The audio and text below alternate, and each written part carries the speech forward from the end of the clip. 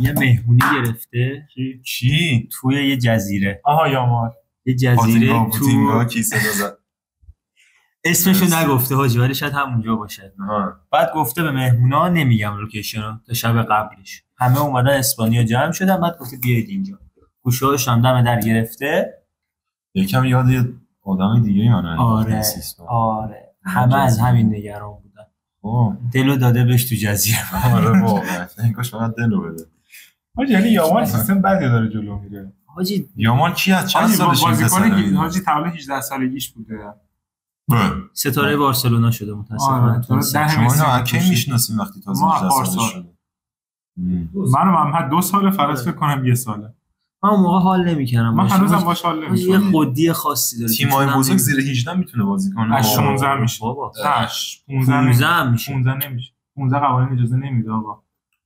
بردیا رو راه ندارم 15 سال. 15 قوانین اجازه. داری درباره لیگا صحبت کنه چمپیونز لیگ ها. چرا میگن لا لیگا؟ بین لیگا نمیگن. چون بین لیگ‌های بزرگه دیگه. احسن. سوالو نفهمیدم. چرا بین لیگا نمیگن؟ لا لیگا. شاید چون اسپانیایی میخوام بگم. آفرین. یعنی لا میشه بین. لا یعنی چی؟ بین؟ پس بین یعنی چی؟ ما. میام.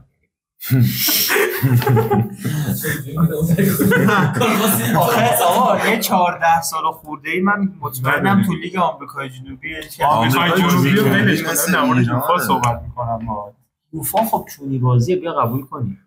آخه 15 ساله بچه بیاد چیکار کنه؟ توپ جمع کنه. داداش ما مهدی قائدی چند سالش بود اومد؟ 16 سالش. خب دیگه 16 اینجا میشه دیگه. یا ما مثلا 15 سالگی نمیومده. میومد حالا بازی نمیداد. خب نه حاجی مثلا آنسو فاتی هم 16 اومد.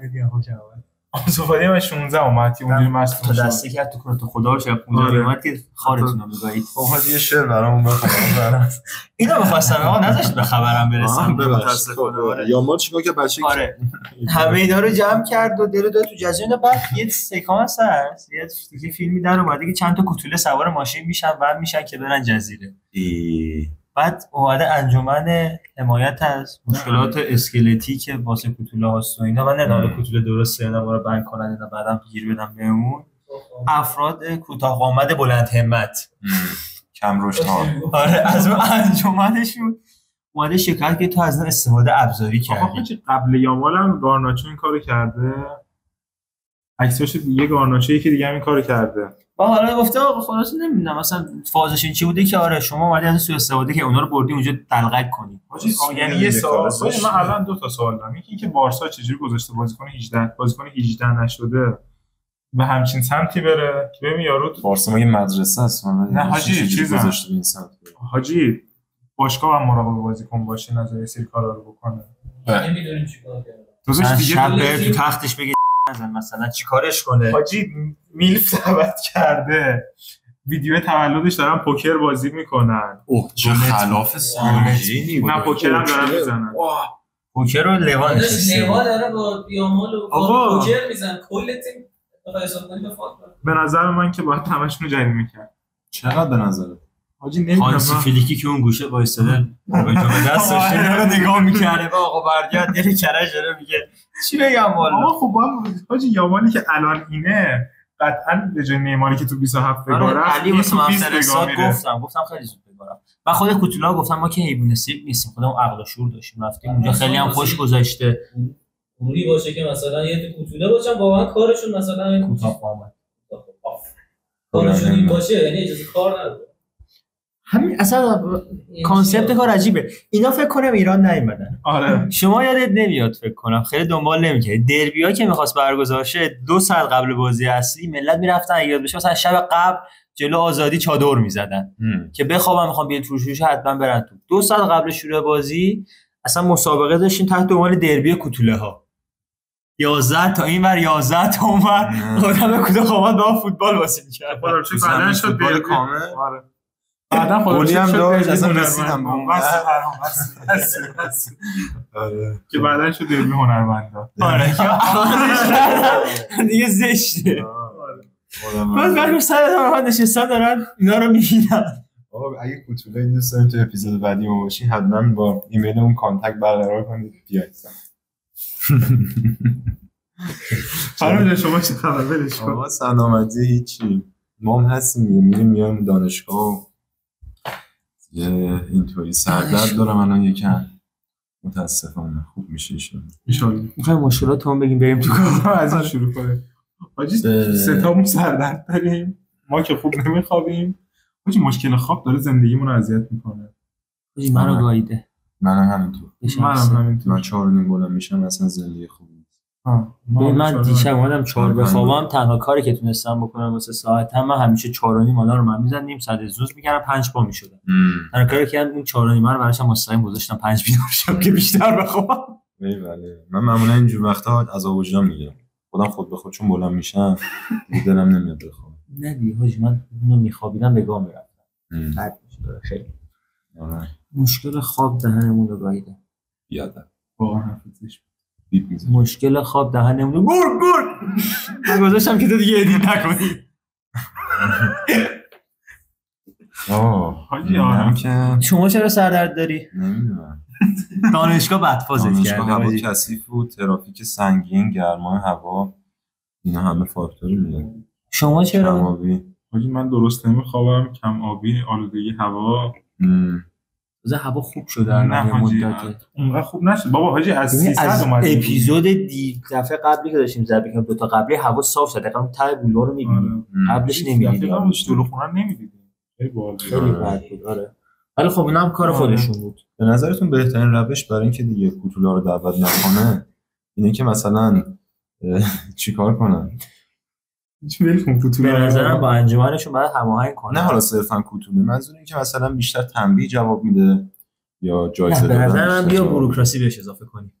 یکم توضیح بده. یعنی مثلا یامال میخواد اینا رو دعوت کنه، به انجمنشون نامه بذاره بگه به 4 عدد کوتوله جهت شرکت در مراسم نیازمند. بعد انجمنشون با توجه به استعدادها 4 نفر دستچین کنه واسهشون بفرستن. آقا توییتر یه ترند جدید اومده. اصلا نمونه با تو صحبت کنم. هشتگ کوتوله. Boys to boys و girls to girls. Boys to girls. استاکر تو استاکر. آره منو یاده تو گروان کاپ هم. خب آقا چای حاضر نیست. چای نمیدونی. آقا بذار رو. چند امزه دور کوتوله صحبت کنیم.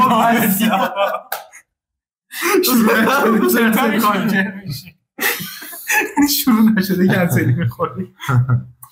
مگه دیدی شما؟ من ندیدم خودم کوتوله رو. من تو عکس تولد یامال دیدم. نه یه چی دیگه کیو میگن؟ چیو؟ 2 مهندسی فنجان. بله متاسفانه حتی من مانجا رو هم دیدم. آخرین بار یه لطف کرد نشون داد. آخرین باری که براشون مجبورم کردی ببینم. آقا نمیخوام حاجی وانجا رو هم دیدی تو؟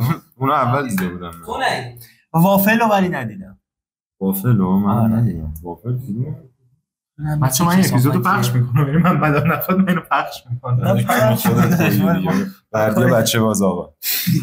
همینو می‌خواستی؟ واسه انجمنشون هم نامه نمیزنه بچه بگیره. بردی ساقی هم کوتولا بوده. حالا پخش کن ببینم کی ضرر میکنه. من بعد سیاه‌سفید کن، بعد کم کم ببر تو همون سیاه‌سفیدش، بعد صفحه سیاهش بعد دوباره از این کارتون پخش کنم. یه کارتون واسه کوتولا که دارن میذارن. پهلوانم بذاره چی؟ تو اون شروع کارتون یادته کبوتر میومد میرفت اون بالا پرده رو میکشید بچه کارتون رو میدید. ما یه پرده نصفه بزنیم که 3 تا کوزه دارن سعی میکنن بکشنش پایین. واجی یه کوتولای کوچولو ادیت کن روی میز بیان اینجوری راه بدن وسط خارج چن.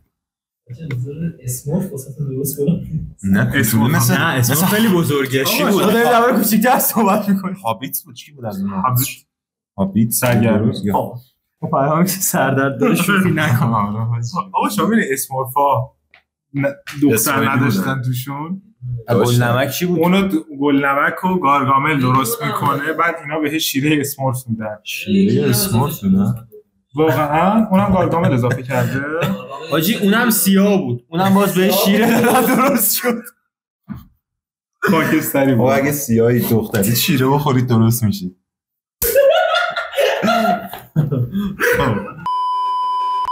چیه؟ رفتم یه عشق ابدی حاشیه در موردش توییتر گفتم منم تو چی شد عشق ابدی؟ خوب صحبت کنیم دیگه. کی حذف شد؟ حاجی کسی حذف نشد.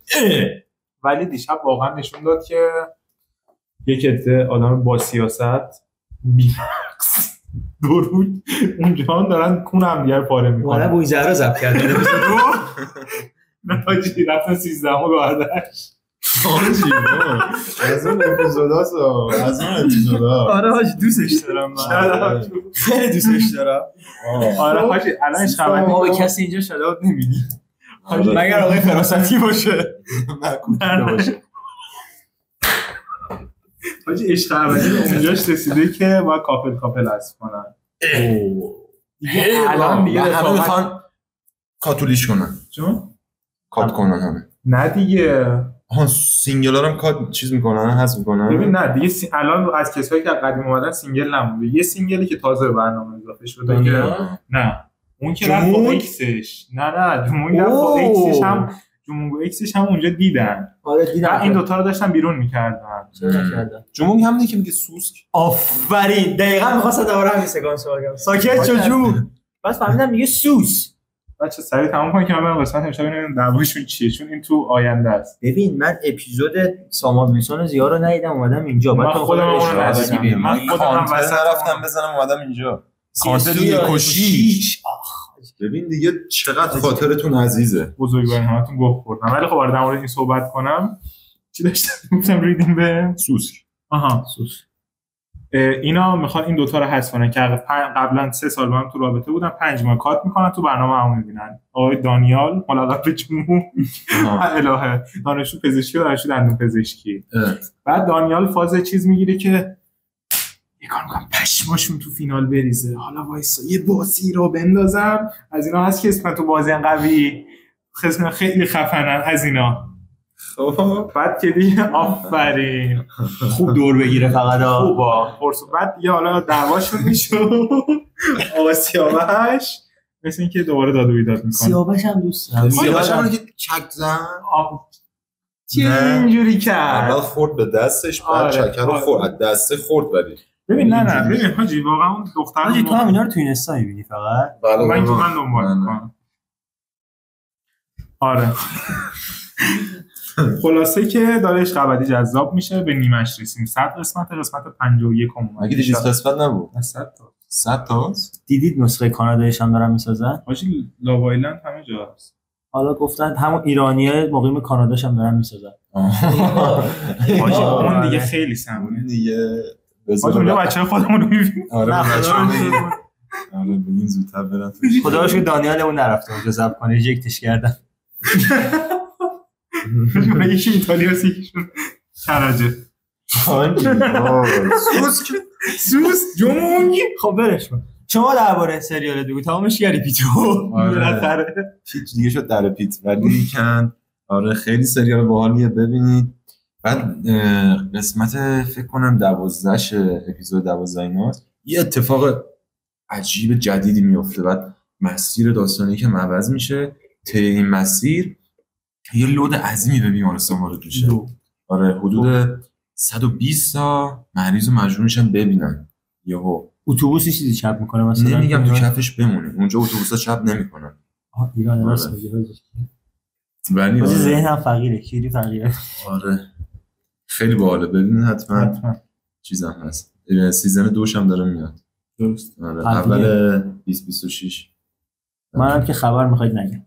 شما در مورد انتقاد اشتباهات می‌خواستی صحبت کنی. آره خب اون قبلیه رو میذاری یا نمیذاری؟ میذاری. خب آره می‌خواستم همین بگم. شما دانشگاه رفتی سردرد گرفتی؟ بله. شما کجا سردرد گرفتی؟ من خونم. انتخاب اشتباه. این انتخاب اشتباه خودش نبوده. چی شد؟ نه حاجی دیگه بحثش باز شد بعد بگید دیگه. اینجا از این حرفا نداریم ما. دیگه نه بشه نه ولش. آره حاجی خیلی جالبه. آره چی گفتی دانشگاه رفته حاجی چقدر یه سری تصمیمات یا مقطعی از زندگی همچین عوض کرده و مسیر ما رو کلا جابجا کرده به چه جاهایی رسیدیم. آره. الان مثلا تو شاید اصلا پزشکی نمیخوندی میرفتی دنبال هندسه و ریاضی که توش خوبی و بلدی شاید اصلا الان دانشگاه نبودی که سردرد بگیری. دقیقاً. مثلا من درس تموم میشد رفته بودم مثلا. آره من سردرد گرفتی. تو فرق نمیکرد. حاجی وای. حالا دیگه هوا واسه آره رفته بود اصلا نمونده بودی. چیز اصلا چرا؟ آنجا دیگه بخشش که حالا چیز خانواده بود، گفتن حالا با توجه به شرایط حق هم داشتن دیگه، گفتن آینده‌ای که مثلا هست و اینا یکی از تضمین شده تریناش، حالا 100% هم تضمین نشده، حالا هرچی میرم جلو میفهمم، ولی یکی از بهترین آپشن‌ها اینه. بعد برای جان چیزی برای گفتن داری شما چه خنده هست بگید ما هم بخوام تا آخر نشستی چیز اونجا هست بگید همه کلاس با هم بخونیم.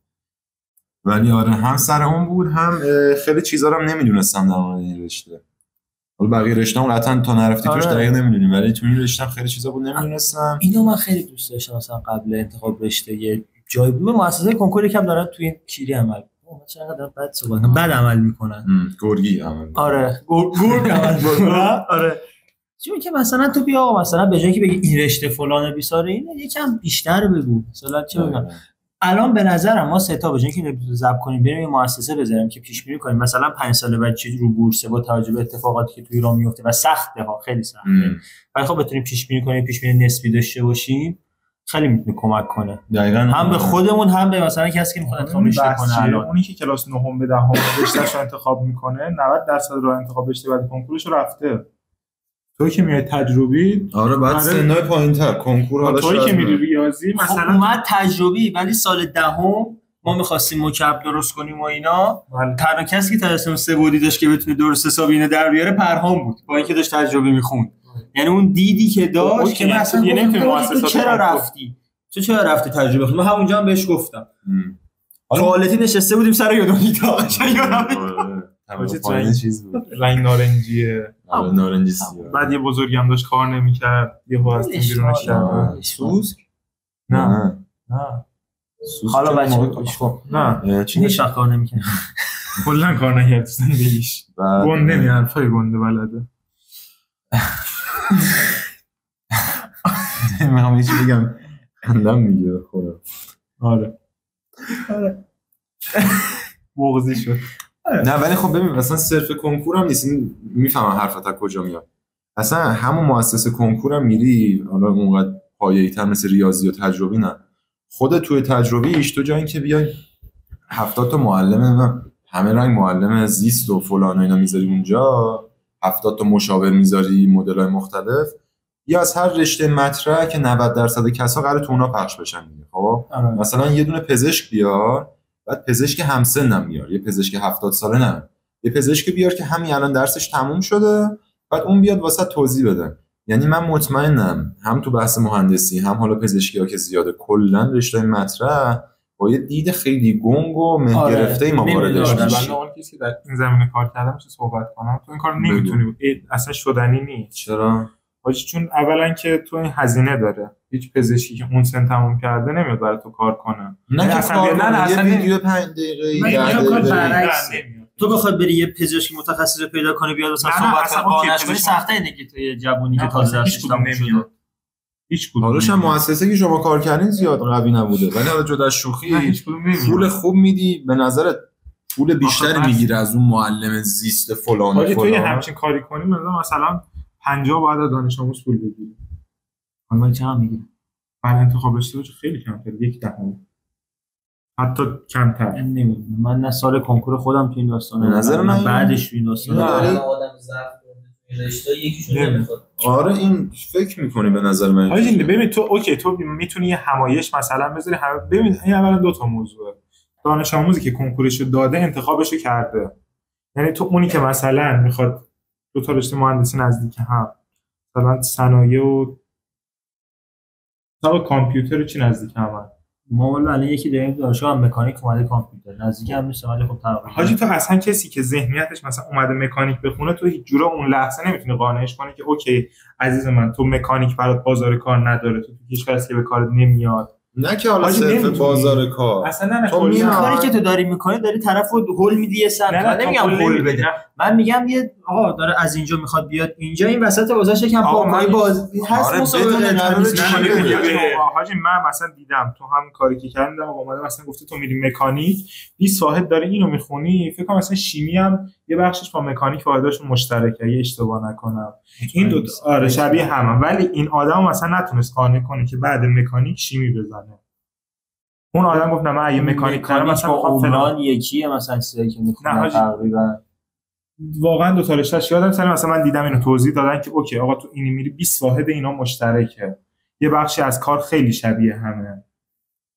و حاجی تو اون تو خودت مثلا روزی که تو رفتی تو همون مدرسه خودمون یه مشاوره بدن بعد کنکور رفتی آقا یه چیز دو تا نصیحت بهت کرد آدم از جایی ضربه می‌خوری؟ نه من داشتم میرفتم که ببینم همه دارن مهاجرت میکنم، منم میتونم مهاجرت کنم. یکم این تو فکرام که بعد نه حاجی ولش کن نمی‌سم، من آدم مهاجرت نیستم.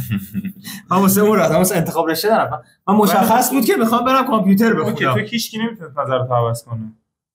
من آخه شاید اون موقع دیره دیگه. خب نه خب حاجی اوکی زودترم کسی دنبالش نمیره.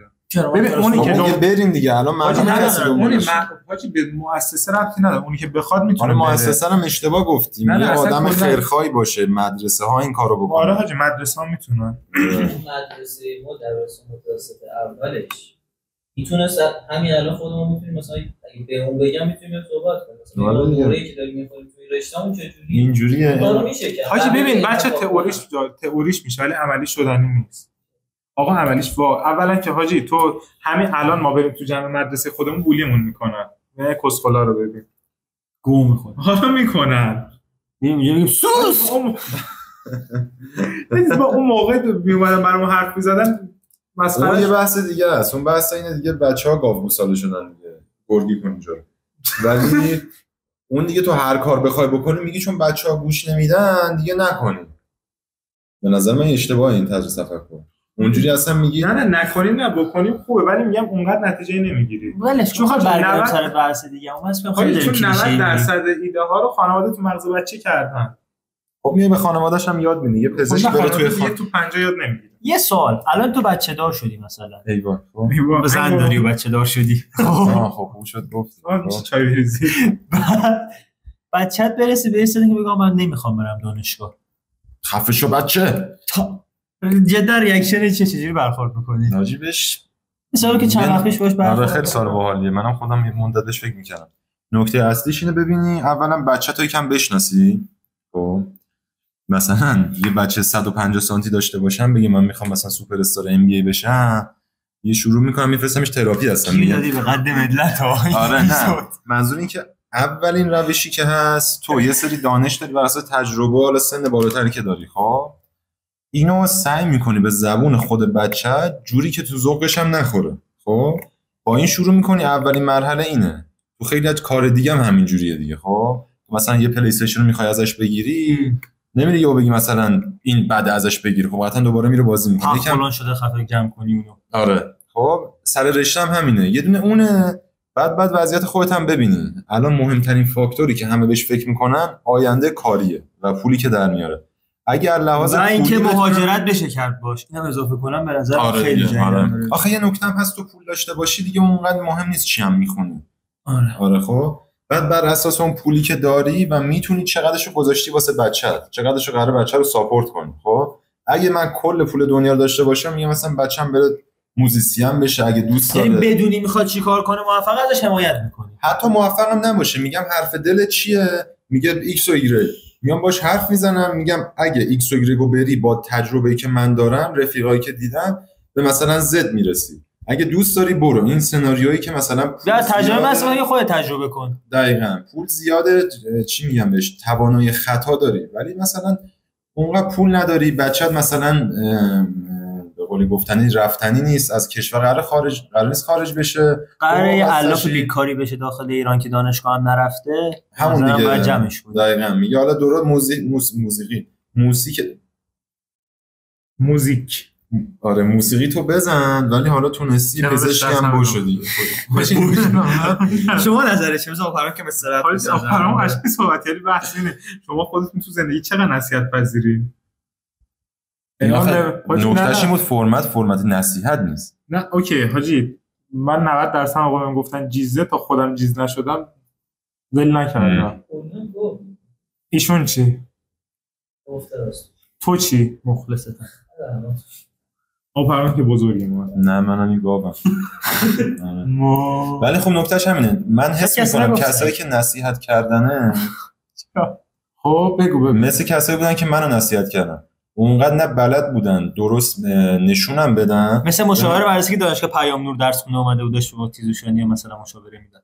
کلاس هم گذاشتم. عشق کردی؟ آره. خب بگو. آره دقیقاً همینجوری دیگه. تو چجوری مثلا رفیقای همسن و سال خودت نصیحت میکنن بیشتر خودت برش داره تا اینکه مامان بابات نصیحتت کنه؟ بیشتر هست؟ حالا برای من یکم اینجوریه بیشتر هست. نصیحت شما رو من تأثیری گذاشته؟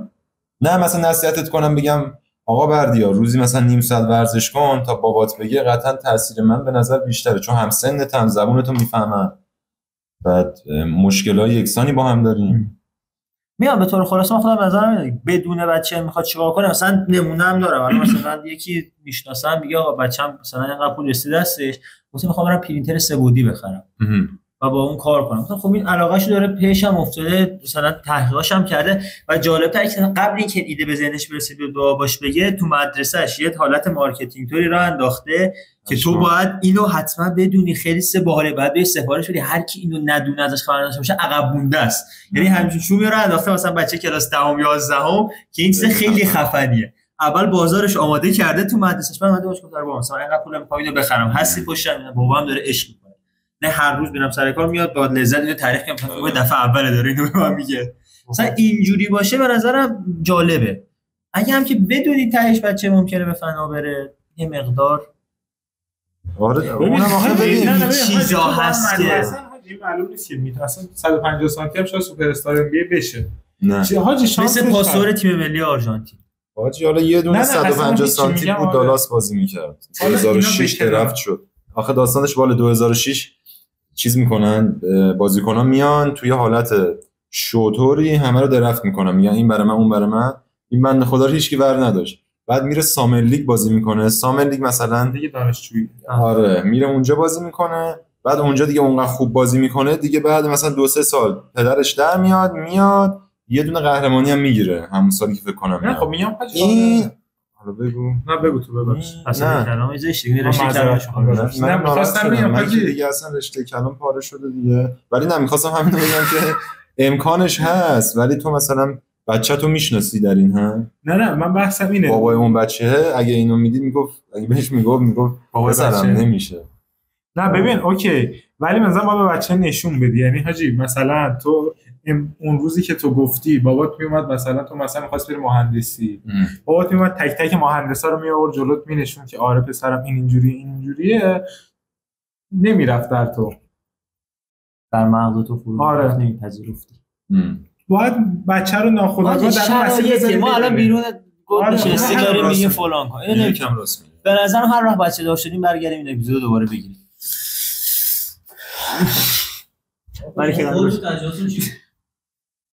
ها؟ شما خودتون تجربتون چی؟ ببین من به طور کلی بخوام بگم خیلی جاها میدونستم به فنا میرم ولی این کارو انجام دادم. منم دقیقاً همینجوریه. در انتخاب رشته یا در انتخاب کلا در انتخابام من که خراب کردم. من انتخاب رشتم همه چیزو خودت توی که زدی زیر قله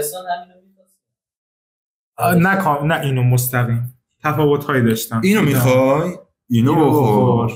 یه کتاب حالا بعدا صحبت می‌کنم. من اینجوری بودم که آقا تنها کاری که بلد بودم تا کلاس 9 کار مربوط به یه کاری که الان تو ذهنم نه اونا هنوزم بلدم ولی این کارا رو الان بلد نیست. خب چی بوده این کار؟ روباتیک و اینا کار کرده بودم. مثلا اینجوری بودم که خب من برم ریاضی بخونم چون پزشکی هم اونقدر دوست نداشتم. دوست داشتم ولی وقتی دیدم خونه اینا داره گفتم ولش کن حاج برو. میگم مثلا خیلی لطیفم برخلاف ظاهر خشنم خیلی روحیه لطیفی دارم. چی آقا بحث نصیحت من بالاخره میخوام این بحث رو بندازم. برام انتخاب رشته. بالاخره وسط حرف ما. خلاصه با توجه به این من فقط ترجیح دادم که برم کامپیوتر بخونم. خوندم. بفرما. تو گفتی رباتیک کار کردی. بله. یعنی اون دبیرستانی که اونجا رباتیک گذاشته بود تاثیر داشت تو چیزی که دوست داری. دبستانم که بغل کیکاش آورده بود یه سری پک رباتیک بفروشه. حاجی بوفه بود تو ایوون یه خونه ویلایی. یه میز میچیدم پشت جعبه‌های کیکو میذاشتم کیک می‌خوام. یه روز رفتم دیدم 2 تا پک رباتیک گذاشتم. فکر کنم یه اپیزود دربارش گفتم که من رفتم 50 تومن دادم گرفتم یه از اون پک‌ها رو خریدم و هنوزم دارم. 50 تومن خیلی بود. خیلی بود. از اونها گرفتم و کاری هم باهاش اون تایم نکردم ولی خب حال کردم آره خوشم اومد که بعد دیگه اومدیم تو راهنمایی و با یه سری مؤسسات اینا آشنا شدیم آره تاثیر داشت. خب همین من به خاطر صحبت بردیا پرسیدم بردیا هیچ کاری نمیشه کرد. نگفتم هیچ کاری نمیشه کرد. نه منظورم که ما همونجا کلاسایی بذاریم. ما خودمون دبیرستان کلاسایی داشتیم قسمت زیست بود رباتیک. ببخشید زیست رباتیک بود هوافضا بود. یا توی که کلاس من یادم تو شیمی میرفت. شیمی چی به تو اضافه کرد؟ کم تازه آیکیو کم. حاجی ببخشید اون کلاسایی که ما داشتیم درود به هر کی اون کلاسا رو برگزار میکرد شما لطف میکردید 2 ساعت ما رو میذاشتی از اون مدرسه نکبت فرار کنیم ولی فقط میمدن خاطره تعریف میکردن کسکلک بود. میگم اجرای اون آدم ایده اولیش بود که اوکی همچین چیزی رو اجرا کنه ولی اومد یکم با دانش آموزا فهمید که نه آقا اینا دنبال این داستان نیستن. آقا خب یه چیزی بود الان من تو رباتیک دیگه برعکس اینو داشتم یعنی ما رو اونایی که میرفتن رباتیک با علاقتون رفتن ولی ماهایی که رباتیک نبودیم علاقه‌ای نبود. مثلا بین 5 تا 6 علاقه داریم. حاجی کاری که علاقمون بود می‌دونیم تو اون کلاسا نیست آقا. مثلا علاقه چی بود دارن که تو زیست قطعا تو زیست من دنبال اون اراجیفی نبودم که بشین و من چرخه کرپس توضیح بده و یادته چرخه کلاس راست میگه کلاسای داداش بزرگه بود درسته؟ نه داداش بزرگی اصلا داداش متوسطه شاطر مثلا کلاس خیلی خوب بود یادم قشنگ ما هر چی دستمون میاد یه دوره میکروسکوپ میاد هر چی دستمون میومد ما داشتیم برش میدادیم میذاشتیم زیر میکروسکوپ. حاجی من یه جایی بوده که من نبودم. این جالبه که الان داریم همین چارتای خودمون داریم دیدگاه متفاوتی درباره یه موضوع میگیم. من چون حالا این حرف درسته علاقه من چون شیمی علاقه نداشتم اینجوری شد. من نمیدونم چرا شیمی رفتم. من دقیقاً داشتم بهش میگم چرا شیمی. ما رباتیکا رفتیم دوست داشتیم 4 تا رفیقام دور هم بودیم میگفتیم میخوایم استاد میام چیزی یاد بدم. یعنی اونجا رو مثلا ما بگینگی در حد عقل و موقعمون با زبان سی کم آشنا می‌کرد بعد با آردوینو مثلا برنامه‌نویسی می‌کرد کارمون اومد دستم رفتیم مسابقاتونه یه مسیری بهمون داد یه دیدی داشتیم مثلا رباتیک واسه من جالب بود. تو داری راهنمایی تو یادم تعریف می‌کنی تو توهم زدی. حالا خلاصا الان 3 نفر میگن فلان بردیا میگه فلان به نظرتون کی توهم زده تو کامنت ها برامون بنویسید. شاید خوب بلدی بازی بگیری اما خب بازی در اومد. حالا میشه در توییتر صحبت کنم؟ نه حاجی برو چای برام برید برام وسط بحثمون گرم. ولی همچنان درباره انتخاب صحبت نکردیم ما. تو انتخابات حقیقت کردی. این ما ترندی داریم در توییتر گیر تو گیر از این شروع شد.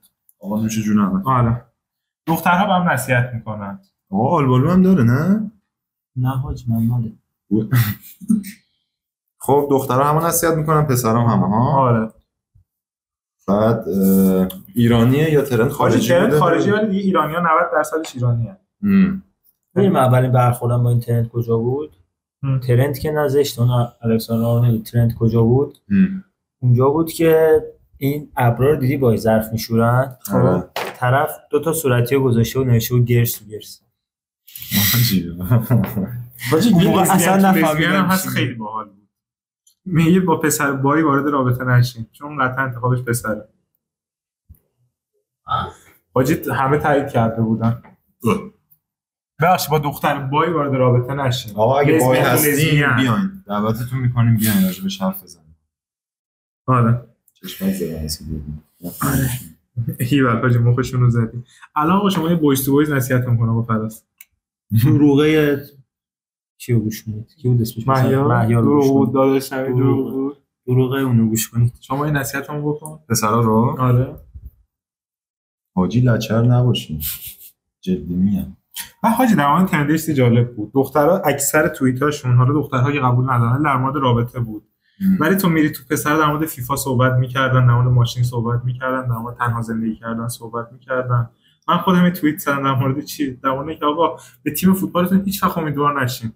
بس که بزن بدون امیدوارشم بارسلونا. آره. واقعا شرمنده. اینو به نظر دختر چیز. نه، بویز تو بویز زد. بویز تو بویز زد. یکی از دخترات گرلز تو بویز زده بود که آها میشه اونجوری هم. آره. یه زیادشه. گرلز تو بویز زده بود که چرا تیم مورد علاقتون رو عوض نمی‌کنید. این به من خیلی برخورد. یعنی الان باید هاش بمونیم ولی توقع هم نداشته باشیم. آره. آره. امیدوار نشیش وقت. آره ببین امیدوار نشو. یعنی فقط آفرین. به فوتبال یه رابطه تاکسیکه. حالا فرض کن منچستری هم باشی. دیگه موقع 2 تا رابطه تاکسیک داری. نمیدونم چیه ولی حتما جالب بود که دو تاشون که بگی یکی ولش بود یکیش منچستر ولی بارسا خدا رو شکر خوب عذابت میده.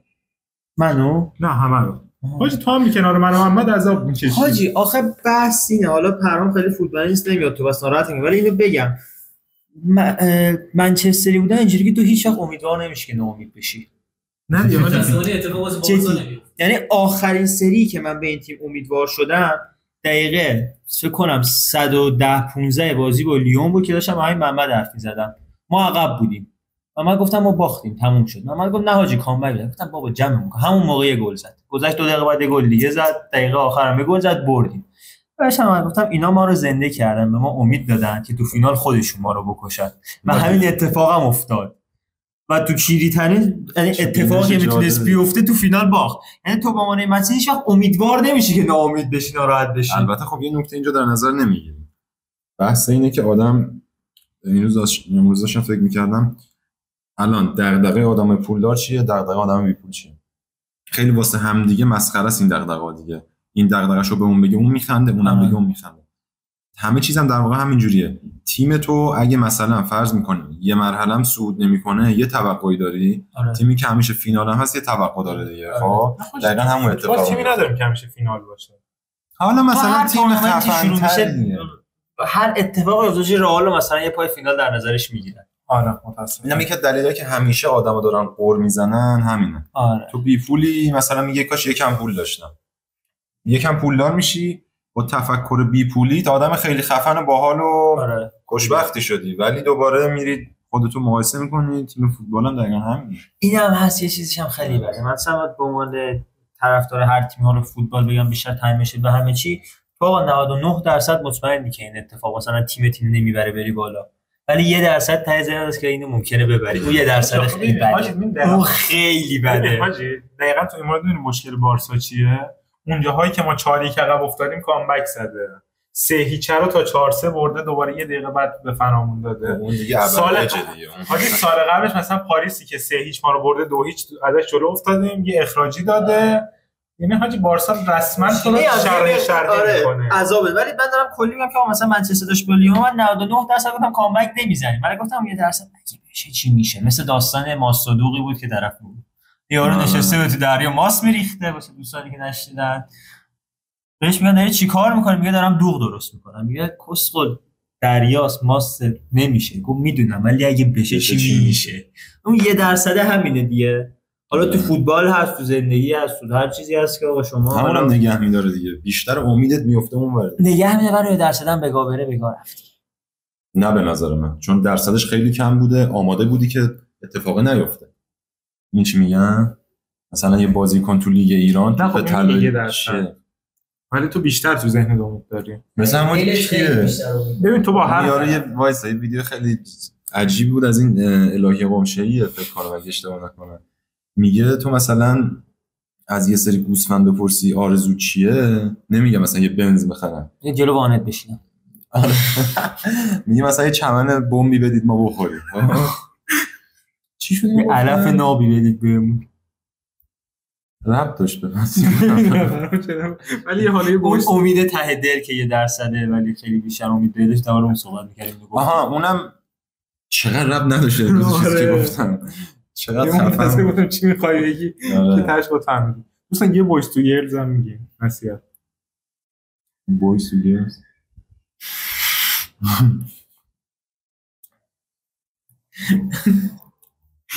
فقط یاد ویدیوی کوروش میافتم.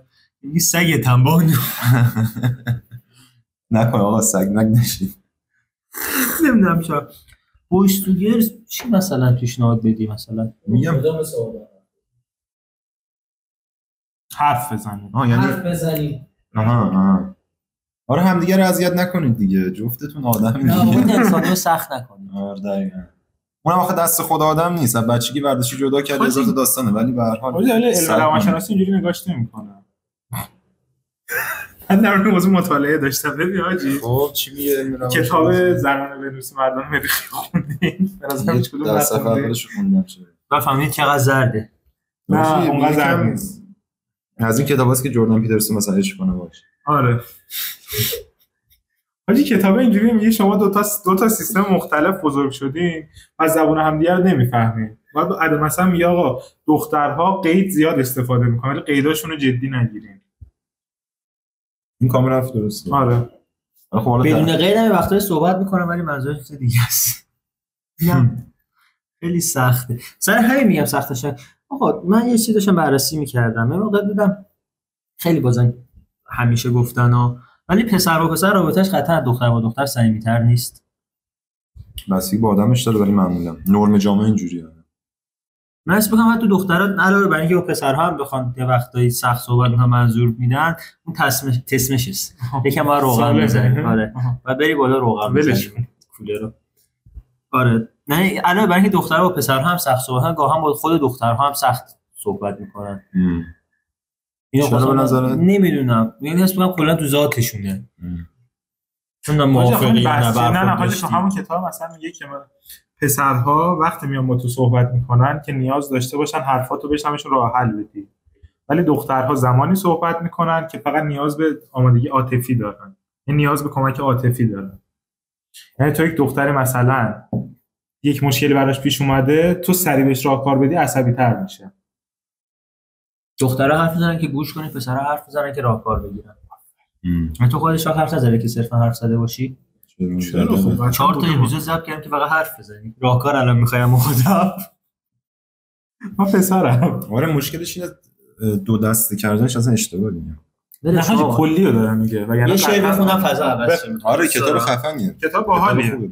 میگه لحظه تولدم آواز ناشیانه، این ذکر روی لبمه صریح و عامیانه، ای جبر و جغرافیایی توف به هر دوتا، این همه جای خفن چرا خاورمیانه.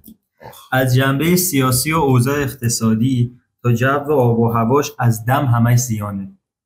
مرغ سعادت اونا هم هیکل بیانسه است، مرغ سعادت ما مرحوم رضا ژیانه. چسناله ها بیرون میان از جیبای خالی من، وگرنه پولدارا خوشن اینجا تو آشیانه. بازم رضا عزیز محمدی. درست. یه نصیحت گرسوگیری من زن به کار میاد برای بینندگانمون. میگه برای بیشتر موندن گل‌هاتون یه قطره وایتکس تو آب گلدونش بریزین تا یه ما بیشتر نمونه. یه ما نگه می‌داره. وایتکس یه قطره. وایتکس چی داره؟ آمونیاکینا داره نمیدونم، شاید به اونش ربط داره. وایتکس کلوره نمیدونم.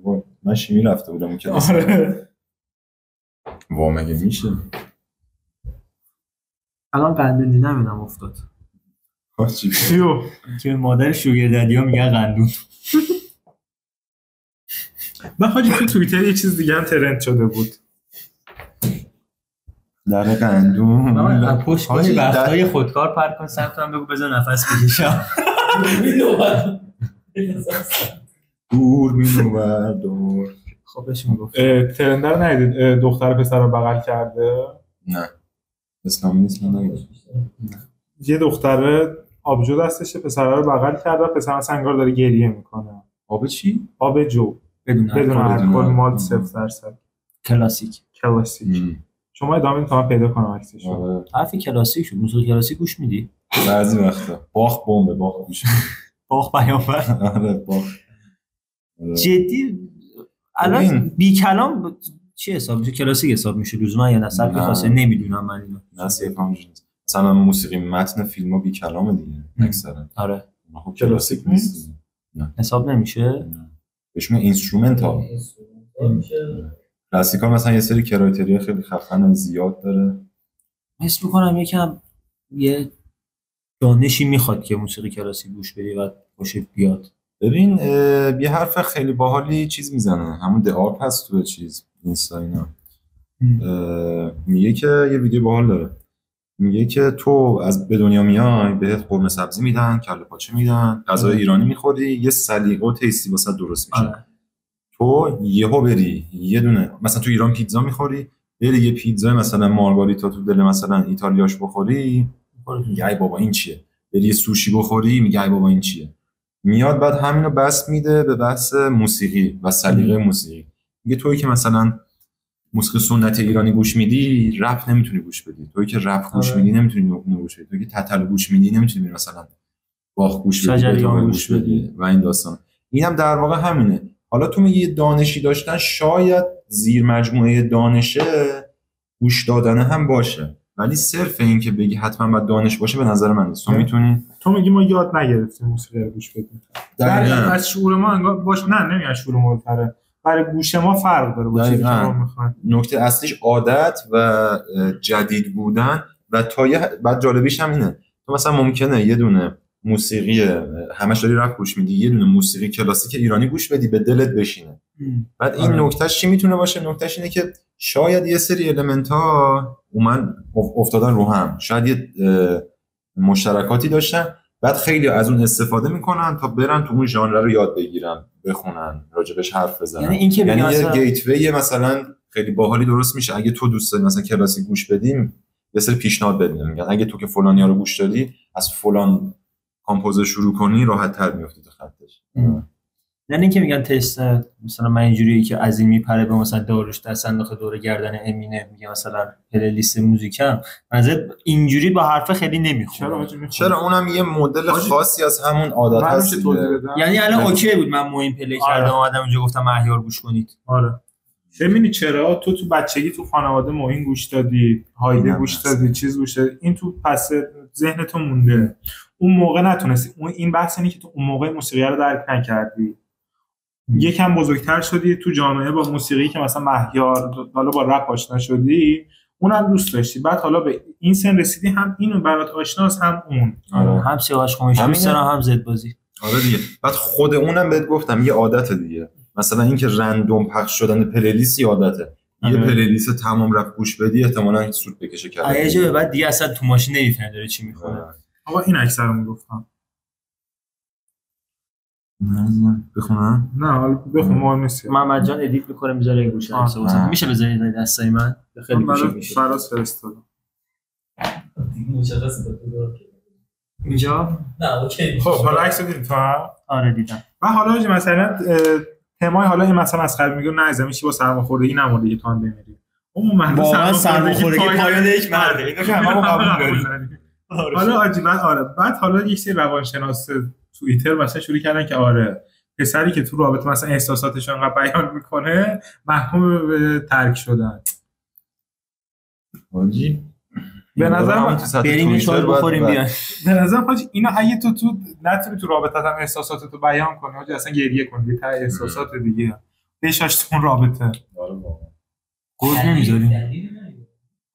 میاد تو پیش دختره، پیش کسی که تو مرد تکیهگاه رابطه است، تو اگه یک ثانیه ضعیف شدی از چشم اون دختر میافتی، پس اون دختر دیگه نمیتونه به تو تکیه کنه، پس کم کم ترک. ببین تا حدی درسته ولی تمام چیزایی که باید در نظر بگیری نیست. آره تو لازم داری یه طیفی از قابلیت‌ها داشته باشی رابطه رو ببری جلو. بعد به دو نفرم بستگی داره.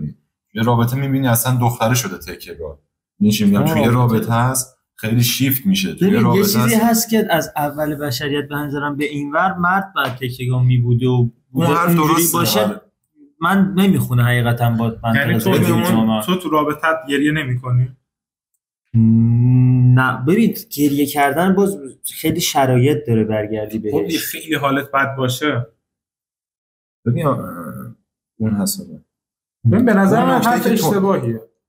هم درسته هم اشتباهیه. آره نمیشه یه تعادل بزنی. حالا نکته‌ای که فراز میگه سر بحث این که از مثلا تکاملی اینا بخوای بگی این حرف درسته، ولی اولا الان تو داری تو جامعه مدرن زندگی میکنی، دوما از همون موقع هم یه سری مثلا میلا بحث آلفا میل همینه دیگه. خب یه سری میلا بودن، میل به معنی ال دیاره، یه سری یه سری نرها بودن، اینا خیلی دیگه تکیهگاه بودنشون شدیدتره.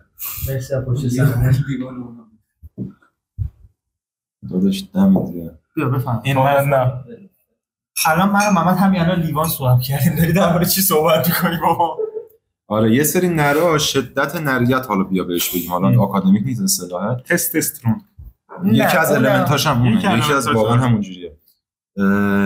میبینه مثلا یکی نرش نرتره بعد اون میشه سردسته، بعد بقیه نرای ترکیبی میشن از نر و ماده هم یکی ماده هست، بعد اونها حالا ترکیب میشن دیگه. یعنی که میگی تو مثلا میتونی رابطه رو یعنی ببینی. الان تو جامعه امروزی تو قبول نداری که مردی که یک مقدار بشه بیشتر روش حساب کرد و یه قدرت عملی داشته باشه قطعا هم واسه خودش موفق تره هم واسه کسی جذاب تره. حالا چه دختر این نرم جامعه است. خب نرم جامعه اینجوریه، ولی من دارم ازت سوال میپرسم، این همه مثلا دوستا و اطرافیان دیدی بالاخره یه سری رابطه ها یه سری زوجا بودن که انقدر مطلق هم نبوده دیگه. نه مطلق من نمیگم، ولی مثلا قطعا نمیشه مثلا 100 و 90 مثلا اونجا اشتباهه. نکتهش همینجا میرسه دیگه. این یارو اومده مطلق گرفته گفته اصلا گریه نباید بکنی، در صورتی که مثلا میتونی دو تا زارم بزنی. حالا مثلا یه دفعه حال بدی تو که قطعا باید ببری، اصلا تو این که شکی نیست. تو وقتی مثلا با یکی وارد رابطه میشی آقا تو که همیشه حالت خوب نیست، تو که همیشه اصلا همیشه حالت خوب نیست، نه چی، تو داری یه سطحی از صمیمیت رو جلوتر میبری، یعنی هم از خانواده‌ات هم از دوستات یه سطحی باید جلوتر معمولا اون پارتنره. آره. خب سر همین باید احساس خوب و بدت هم بیشتر ببینه. در من این تغییر به نظر شما تو رابطه باید رفاقت هم کرد، یعنی درصد رفاقت باید بالا باشه. منظورت رفاقت چیه؟ این مدل رفاقت یعنی دقیقا همین چیزی که فراز میگه که این باید یه سطحی از چیز باشه که چی گفتی؟ صمیمیت بیشتر باشه، دوستی و خانواده.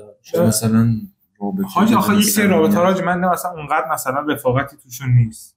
چه جالب. یعنی مثلا یه مثال بزن خیلی عجیبه. مثلا ما تو دانشگاه داریم مثلا اوکی مثلا پسر اینور با ما میاد بسکتبال مثلا آره از مشکلات روزمرهش میگه و مثلا میگم دوست دخترت هم مثلا این نه مثلا یه ربطی به اون نداره. این ما تو چارچوب رابطه ایم، این مسئله رفاقتیه. قیف کن رابطه رو به نظر اون قیف کن. حالا من چیکار داری؟ نه به تو نگفتم، گفت که انتقال بده، گفتم تو قیفش کن، نگفتم که چیز کن. ولی مثلا همین سطح رفاقت لازم. نه با این یاد چیزا میافتم مثلا کاش بیا جلو دوربین. خب مثلا 50 60 سال پیش میرفتن عروسی بعد اصلا نمیدیدن همدیگه. اینم همچین چیزی دیگه، بس صمیمی باشی دیگه. حالا دوتا ربات نیستین که اون بره کار کنه اون بره ظرف بشونه. منطقی جالب نیست. آره اونم هست دقیقاً. از رابطه چی بخوای یکی آخه من والا آدمی ندیدم که دنبال صمیمیت باشه. یه سری آدم اصلا اونقدر تراست ندارن و میدونن که این رابطه رو بیشتر از مثلا نهایتا 6 ماه نخواهن توش. اون که آره اون که بحث دیگه است. حاجی تو اون 6 ماه همه کاری تو اون رابطه میکنه ولی حرف نمیزنه. آره اونم باز میتونی بگی رابطه نیست. آفرین. اونم میگه مثلا خب اوکی تو با هم بودن پسره میدونه رابطه است، دختره که نمیدونه، برعکسش. دختر باید گاو باشه ندونه. حاجی صمیمی نیستین میبینه مثلا آینده نداره. نه جدی ماشین صحبت ولی نظر نمیفهمی تو. آره ولی بعضی وقتا آدم یعنی فان دیتا و کژوال دیتا با رابطه‌ای که شاید جدی بشه یا شاید جدی نشه جدی است قشنگ بعد مشخصه به نظر. آره ولی مثلا مثل چیزی آره اولش مخصوصا نمیفهمی. اولش مستقیم به من نگو. تو که اصلا نمیفهمی رابطه چجوری می‌نویسن. ولی آره بعد چیز آره دیگه میگن یه یه زمانه مهمی هم داره. میگن مثلا 2-3 ماه اولش فلان جوره بعد 6 ماه میشه فلان بذار. این بحث اینه. ما توییتر اومدن آقا در مورد فینال جام جهانی باشگاه چی داری بگی؟ فینال هم نبره فینال چی بگم؟ حاجی انتظار نداشتم. ما رو پنج کرده رو بند، من الان چی بگم؟ من پنت کردم رو بند؟ من کی بندت کردم؟ بردیا پنت کرد. چیزی نگفتم. کسی چیزی نگفتم آقا. منو چه پوفیوزی دیدی؟ آقا فینال چجوری دیدی؟ فراز ناراحت شد. آره بعد فاز شد. اصلا فراز نباشه که من نمیتونم. من اصلا پا میشم. تلویزیون بکنم تو کونمون. دنبال بهونه است. نه یادش فینال خیلی خوب بود، عالی بود. من 10:40 از ضبط اینجا رسیدم خونه خوابیدم، فینالو ندیدم. ببین تو ماشین به من گفتی پاریس مراقبت میکنه 2-0 میزنه. گفتی کی میبره؟ گفتم پاریس. گفت نه خب یعنی چلسی مقاومت نمیکنه. گفتم چرا؟ 2-3 تا بیشتر نمیخوره. دیدی که 2-3 تا بیشتر نزد. حاجی خیلی آخه عجیب بود، نمیفهمم چرا. ببین چلسی یه کار باید انجام میداد که تو کل فصل انجام نداد که مارسکا بالاخره تصمیم گرفت تو این بازی انجام. چیکار مهندس؟ بازی ترانزیشن. اصلا چه گوخوری ها. لوبلاک همون ضد حمله خود. آخه لوبلاک نبود. مید بلاک. نه حاجی چلسی پرس داشت میکرد. اولش مید بلاک بود، بعد یه گل زدن پاریس پاشی ترانزیشنالش کرد، به انداخت پشت حکیمی و مندس که جلو بودن، از پشت نفوذ کرد 3 تا گل زد. دقیقاً 3 تا گل مشخصه روزی 4 ساعت داره کم نیمکت میبینه، نیمکت رو میبینه، در میاد میره رختکن میبینه، یعنی کامل مشخصه. یعنی هنوز نمی‌دونی ترانزیشنال چیه. ابوالفضل اگه بدونید ترانزیشنال چیه، چجوری مینویسن؟ آقا فرازت بپرسی که چجوری مینویسن. فرام بگو فوتبال ترانزیشنال چیه. یه اپیزود کامل. نه فوتبال ترانزیشنال چیه؟ بابا یه اپیزود کلا میذارم سید ولش کنم بحثو. ولی تو خوشم اومد من. و اینکه منم آخرش حالا زیاد نه ولی خب وسطاش خوب بود. تو اینجاشو دوست داشتی. ولی رفتار بازیکن‌های پاریس و آقا لوئیز انریکه هم دوست نداشتم. من که دوست رفت دعوا کرد. ولی رفت تو گوش بازیکن علی. من راحت میتونم تا صبح درباره اینا بشم. اون مثلا میل بودنش خیلی بالا. زخم می‌کنم بحثا رو. میل بودنش بالاست. میل خفنی. بعد مثلا تو سرمربی هم میشی میلت زیاد میشه. جنسی؟ آره میل نریته. چون همه میخواد پروبالشون رو بگیری. تو برو اونجا تو فلان وقتی تو حداقل 18 نفر نره دیگر داری کنترل می‌کنی. خیلی حرفه. مثلا تو خانواده‌ها رو ببین. حاجی تازه الان خوبه تو برگرد مثلا 2000 مثلا طرف رویکین مثلا رویکین وای به عنوان منچستری جالت کشید حاجی من چه چستری آره من چه چستری من 100 دفعه میگم بیا یه زمان مناسب درباره این فوتبال گرگی صحبت کنیم نمیذاری که آقا ادامه بده شعر بخونم. نه آقا شعر نخون جون مادرت از این شعر عزیز محمد دیگه نخون جوک بگو اعنش کردی بذار جوکش شد. آقا ما چیزی به این نگفتیم. پنج شد. میخوای از کی داد شده بود؟ نه آها این چنل منه. این چنل تو میگه بشناس مرا حکایت چنل داری تو؟ آره. منو چرا رد نکردی؟ من دیگه اپیزود نمیگیرم. منم حتی چنل موزیک. تو هم چی؟ تو هم چنل داری؟ نوجی سریع یادم من بگم بشناس مرا حکایتی غمگینم. منم افسانه تیره شبی سنگینم. تلخم کدرم شکستم مسمومم. ای دوست شناختی مرا من اینم. دومی بگو دیگه نه شبیه معما بود که واسه بچه‌ها میگن من اینم و غرق خستگی آمدم ویرانم و از شکستگی آمدم از شهر یگانگی فراموشش کن از شهر هزار دستگی آمدم آنجا با هر که زیستم کشت مرا هر همخونی به خون آغشت مرا. یاد وحدت آغاش افتادم عجب تیم جالبی بود دست سه بازیشو نگاه کردی صدها دستی. آقا ببخشید من امروز من اپیزود بیت آخرشو بخونم تمومش کنی. صدها خنجر صدها دستی که دوست می‌خواندمشان صدها خنجر شکست در پشت گل. من اپیزود قبل در مورد موضوعی صحبت کردم دیروز نشستم در موردش خوندم گفتم شاملو گفته که ضحاک پادشاه بدی نبود. یادتونه؟ نه آره یادم نه گفتم شاملو گفته که ضحاک پادشاه بدی نبود فردوسی اینجوری نشونش داده. بعد رفتم متن سخنرانی آقای شاملو تو یه دانشگاه اینو میگه خوندم. شاملو اصلا این داستان از کجا شروع میکنه براتون جذاب بگم. آره باحال. ببین بعد مرگ کوروش شاملو اول میگه تاریخ و کوروش هخامنشی. شاملو میگه تو تاریخ و اون کسی که روایت میکنه اول اون چه شخصیتی بوده طبقه اجتماعیش کی بوده اینجوری نگاه نکن. منو داره نگاه میکنه. نه اینو میگم. خب اونم داشت من نگاه میکنه. میخوام ببینم آثار جذابیت که تو صورتش پیدا میشه. الان معلوم نیست. خیلی ذوق کرده. خب حاجی میگه بعد اینکه کوروش میمیره کمبوجیه پسر بزرگ کوروش به پادشاهی باید برسه. کمبوشی یا کمبوجیه یه آدم کسخلی بوده. یعنی از اینا که دنده خورش میکردن. پیشنهاد دکتر آز برای لاغری یادت تبلیغ میکرد. درستی کمبوجیه. آره. آقا این یه آدم چیزی بوده از اینا که دنده خورش میکردن همه کار میکردن. اینو میندازن کجا؟ خیلی خرابه. من این خود صحبت کنه بعد فارسی بزنم ببخشید. اینو خرش میکنم به مصر حمله کنه.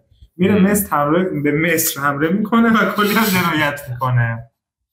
از اون بعد میدونی من کجا دیگه نمیفهمم چی گفت دنده خورش میکنم میدونم یه جفت دسته کی رو دنده هاتن من دنده خوره دنده هاتن چرا دارم بحث علمی میکنم؟ مثل 2 دقیقه بار علمی داشته بار علمی داشته باشی. جدی من که اینو تو ماشین برای شما تعریف میکنم. خب کمبوجی دنده خورد، رفت به مصر حمله کرد. نه بابا کردان دنده کباب دارن دیگه بابا.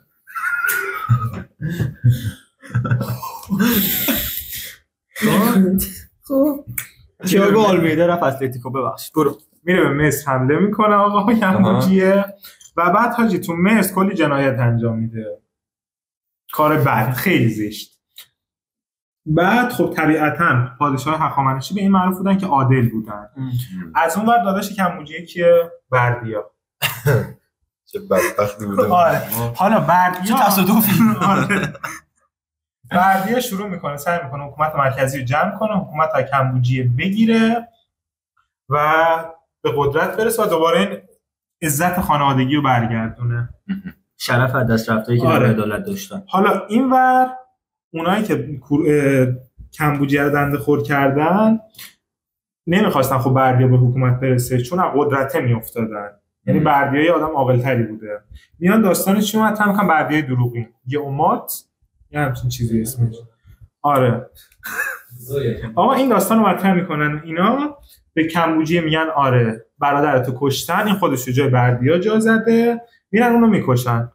بله. و داریوش گئومات میگن کلمات همه چی ببخشید گئومات آره.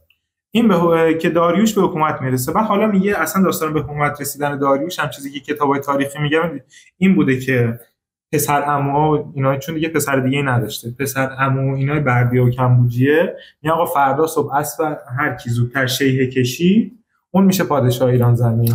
عجب ملاک خفنی داشت. حالا آره که بعد مثل اینکه میخوابی هر کی اول راست شد، هر کی اول گوزی که حالا ملاک همین بوده. خب که مثل اینکه داریوش به اسبش گشنگی میده و اینا که صبح اول همه شیهه بکشه و اون پادشاه میشه. داریوش که حالا بعد میگه که اوکی تو وقتی این روایت تاریخی رو میشنوی همینجا مثلا تو نمیدونی که اوکی کمبوجیه چه جوری مرد، این داستان اراجیفی که داریوش به حکومت رسیده دروغ بزرگ بود. حالا تو همینو بیار تو داستان ضحاک. فردوسی در مورد ضحاک فقط میگه یه پادشاهی بوده 2 تا مار رو شونش بوده مغز آدم میخورده. خب چرا این کارو میکرده؟ قبل و بعد مثلا میگه یه جاهایش هم میگه که این آدم خون پادشاهی تو رگاش نبوده. ماراش هم بوسه بوده که بوسه شیطان بوده. اسم پادشاه بعدش هم میشه سرچ کنید بعد ضحاک ببخشید.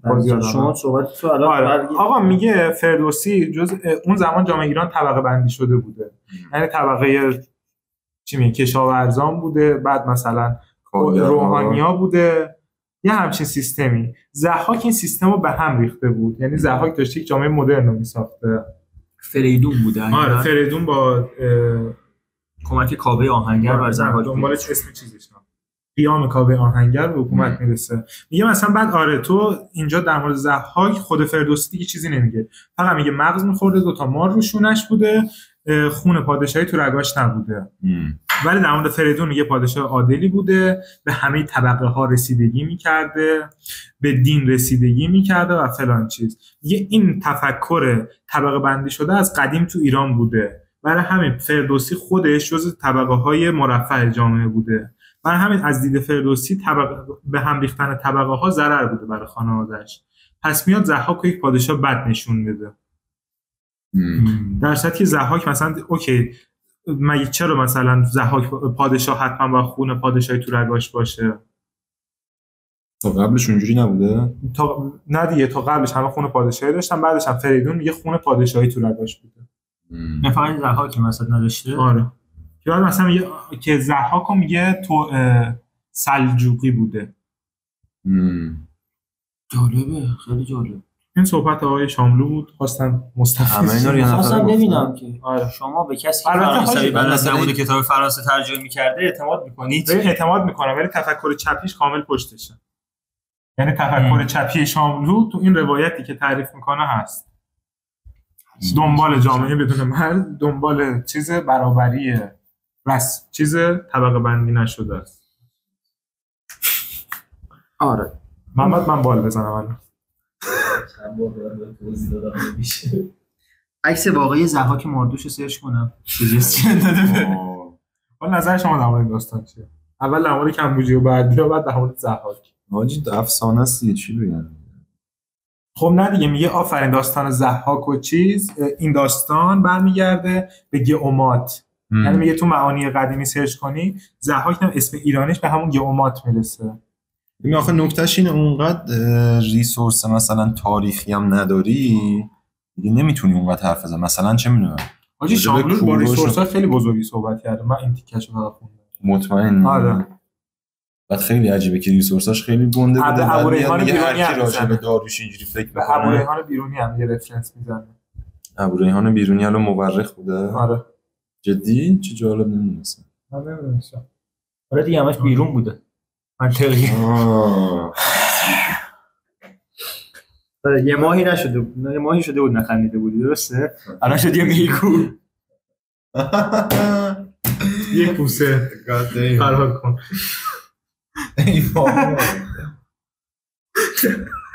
یه هفته بود نخندیده بود، الان شد یه هشته. منم اسنپ گرفتم بیاد خنده. باشه جی پی اس ها خرابه دیدی؟ جدی امتحان کردی؟ ببین خراب امروز زدم جای خودتو نشون میداد ولی چیز بود، قرمز کردنش بگاه رفته گوگل مپ. یعنی مثلا یه جایی که ترافیک نشون نمیده. من آخه زدم من نشون داد وسط سد لطیانم، وسط دریاچه لطیان. من یه بار بود سمت اونور آفریقا تهران ما بودیم. اونجا خطرناکه اونجا. یه دقیقه یه جوری برد منو لطیان فکر کنم انداختن پشت 405 مثلا. برو آقا اپیزود تموم کنیم یا صحبتی داریم؟ نه دیگه صحبتی داریم؟ نه در مورد گئومات حرفی نداریم. کیات شما هم نداریم. من فرازم در کنارم بردیا و پرامو دیدیم. اپیزود چندم مهم نیست. پادکست چای. روز خوش.